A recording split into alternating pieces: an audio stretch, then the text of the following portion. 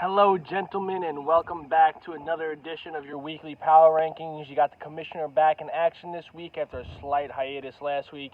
I was very busy. I'm a busy man, really. That's all I can say is that I'm a busy man, but I'm back this week. Etch filled in. It looked like he was in some kind of prison cell, prison bathroom. Bad news, man. Definitely bad news, but we are thankful for him to step up like that last Sunday. Eileen is standing in the door causing havoc. Nonsense like usual. All right, folks, so as you can see, it's a beautiful Sunday. We got the playoff push upon us, global warming upon us. It is a nice, sparkling 70 degrees in November here in Long Island, and that can only call for one thing, folks, Got to do it, the nice old Michelob Ultra, man. You can't go wrong with it there. Like I said, it's a beautiful day. Beautiful day, man. No complaints. Beautiful day for some football. But before I get into the power rankings, I want to speak to a little bit about the nonsense that happened in the league this week. It was some dark days for this league, Probably the darkest days since Jared and his evil tyrant rule. We overthrew him. We've seen better days since then. But, this past week we did have a dark day. And it was just nonsense, spamming trades. But it's all resolved now. Gavin and Adon are friends. ESPN did report them out at Meatball and Patch to have worked out their differences. And, I hear they're working on trades again. So it's funny how things work like that. The only person that really cared was Fitz. But we know Fitz, man. Anything to get himself in the center of attention. The dude was working all day. Had a long day stocking the shelves. Probably was not happy. Had to come in and try and ruin some other people's days. But, it didn't work. But, yeah, so the fantasy gods are starting to get Gavin ready for his nonsense with Adon. Zeke, is he going to play? Is he not? I don't know. I'm making this at 1:54 on Sunday. I've been working, so I haven't really been checking. Like I said, busy man does busy things. But, yeah, so Gavin, the fantasy gods are already banging him for that trade. Yeah, so we hope you burn in hell, man. Not literally, but, fantasy hell. All right, so without further ado, I'm going to get into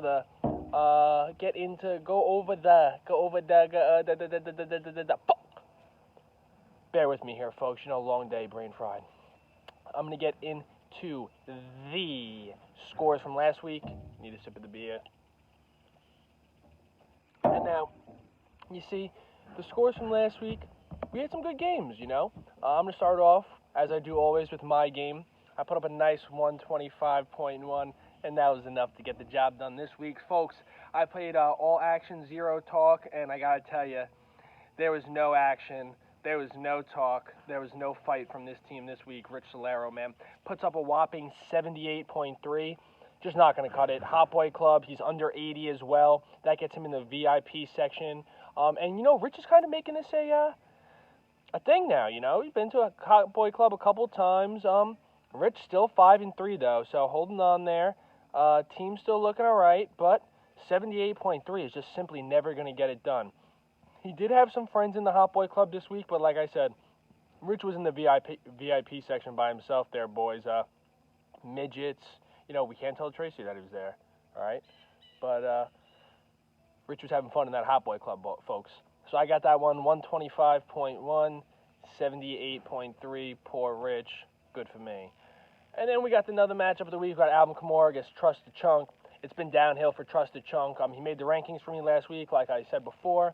We thank him for that, but his team is going down in a spiral, man. 92.1 from him in another Hot Boy Club appearance. It's been, like I said, it's a pattern now for Etch. His team is down in the dumps, probably the least talented team in the league. He's in 11th now, so he does have not much room to work with, He's got Cam right behind him in 12th. Getting kind of scary back there, folks, all right? And we need people to start to pick it up. Does Chunk's team have anything left in the tank to pick it up for the playoff push that we have coming? No. He needs to make it out of the toilet bowl, and so that's where his hope lies now. Alvin Kamara, 126.7, can't complain from that. Jared skates to a nice, easy W by 30 points. Jared's team moves to 5-3. Jared's got a solid squad. We know that. Has faltered some in weeks, but he gets himself back on the W over Trusted Chunk, who everybody is fucking licking their fucking chops to play this dude right now, man. The dude can't Can't put up over 100 points if you put fucking Jerry Rice on his fucking team. All right, and then we got Shrimp Dick, the loser of the trade this week. Adon got the short end of the stick. He tried to trade Chase Edmonds for, not Chase Edmonds. He was trying to trade Chase Edmonds. Me, I want Chase Edmonds, don't want him that bad. He was trading Fournette for Lazard and Hunt. He was going to make off like a bandit. It was a mistake. We've gotten into it. Not going to get into it, but Adon's team put up 128.1 last week, gets himself a nice W over the Love Boat.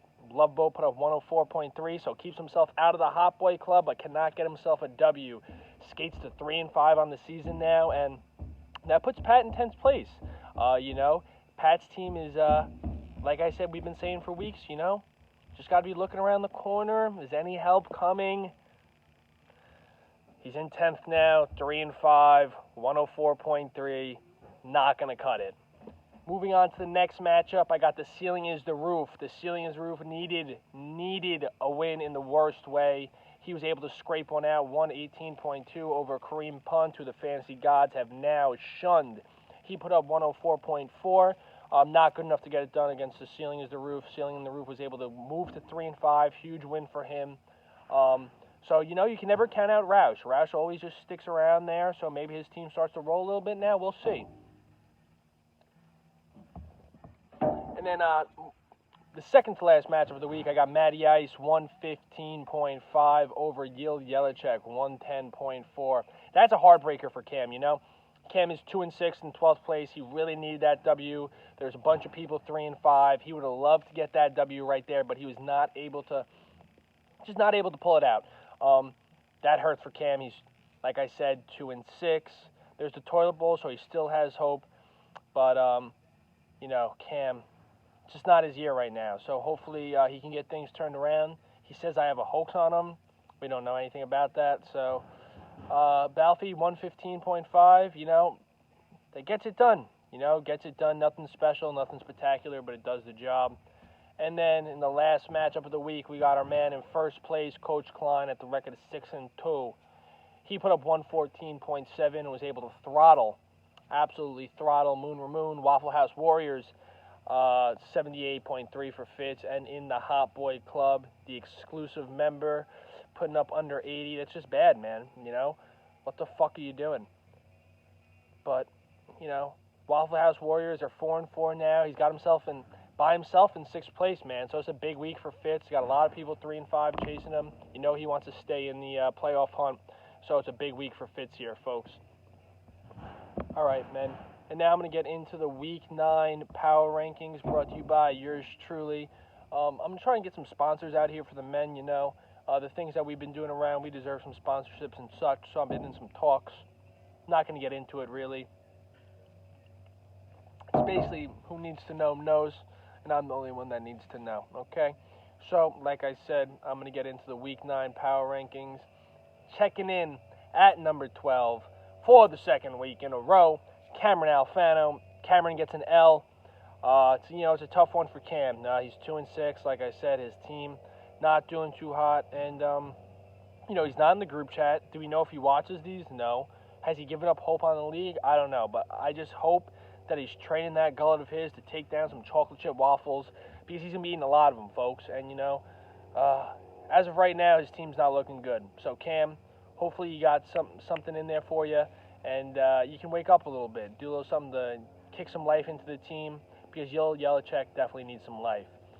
Coming in at number 11, he's been constantly falling for a couple weeks now, and this week he finds himself at 11, the lowest he's been. Trust the chunk, man. It's been a spiral for him. He's just not doing well. Can't get things done. His team is consistently in the Hot Boy Club. He's made bad trades. I almost got to trade him. I almost got to give him Myles Gaskin, after he was already hurt, but he didn't get that one through. Probably for the best, because I would have traded Julio. I'd love me some Julio Bones. But the chunk stays at number 11. He's not doing well. We got to hope for some life from the chunk. But, if Etch is the one in the Waffle House, at least we know he's capable of putting down those putting down those waffles. You know, that boy's got a little tummy over there. He'd be putting them down with ease. Checking in at number 10, I got Pat Wallace, Smoochie, the Love Boat, at number 10. Simply not doing well. Another loss for his team. Pat has been falling for some time as well. He checked in at 10 in week 7, and then was able to get himself a win in week 8, put him back up to number 7, and now he falls back down to number 10 with another L. It's been a roller coaster for Pat. You know, he wants to get it going, wants to get some things moving, but like I said, we're not really sure if this is the league where he puts it all together, especially not this year. Checking in at number 9, fresh off a nice W, is yours truly. You know, nice W for the kid. Team may be starting to be coming together. Who knows? Probably not. I would side with probably not. J.K. Dobbins getting some love though, so you know these are encouraging signs. Hopefully we can get one again this week against Matty Ice and Balfe. Not likely, but hey, you know, who knows? Checking in at number 8 after he got himself a win. Not at his usual spot at number 6, but checking in at number 8 for 2 weeks in a row. The always consistent Papa Rausch. Papa Rausch killed me on the golf course yesterday, me and Fitz. But his team gets a nice W in fantasy last week, and he's looking to do the same this. Moves at number 8, like I said, Rausch is kind of just in the middle of the pack right now. We'll see if he can make a move to separate himself, but right now he's kind of at the middle end of the pack, trying to vibe and just find our footing in this fantasy season before it's all said and done. Checking in at number 7, I got Adon. Adon gets a W. His team's starting to roll. Gets McCaffrey back this week. Things could be looking up for Adon. His trades are still terrible. He'll offer you terrible trades for the best dudes on your team. You love him, though. I love him. I wanted Chase Edmonds, not for Julio. But, you know, those are the kind of offers you get from Adon. Everybody knows it. It's good for a nice chuckle. But, yeah, those trades never any good. Checking in number 6, Hot Boy Club member, Fitz. Fitz checked in at number 5 last week, drops one spot. Hot Boy Club exclusive, you know. But we know Moon is kind of weird, kind of scared of girls, so we're not really sure what he'll be doing in the Hot Boy Club over there with the strippers. Rumor has it is that he does like the midget room. He does like to stay, get his own private spot in that midget room. And he does bring midget men in there, so that is quite odd. Not really sure what they do in there, but, you know, maybe Fitz is picking their brain for some fantasy analysis, or maybe not. But, like I said, Fitz with the midget men in the Hot Boy Club, checking in at number 6. Checking in at number 5, also a Hot Boy Club member, Rich Solero.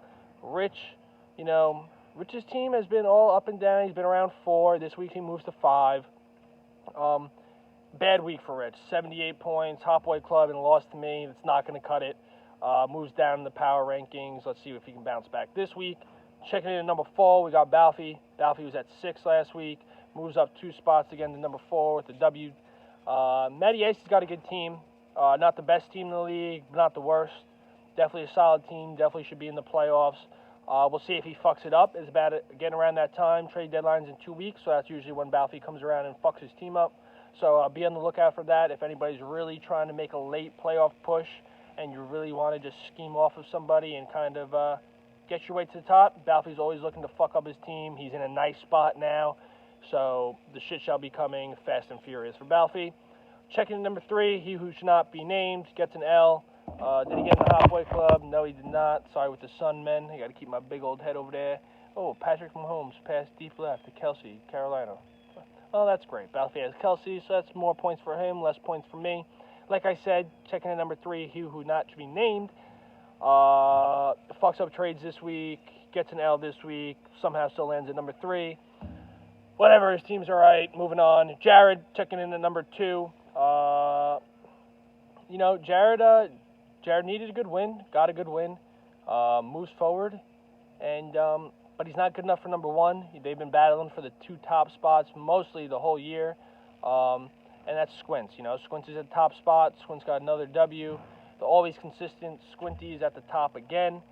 Team's looking good. Team's firing on all cylinders. We'll see if he can keep it rolling and going into the stretch. But that basically concludes it here for me today, man. I got to get back to work. So I'll upload this to YouTube, and everybody enjoy this Sunday.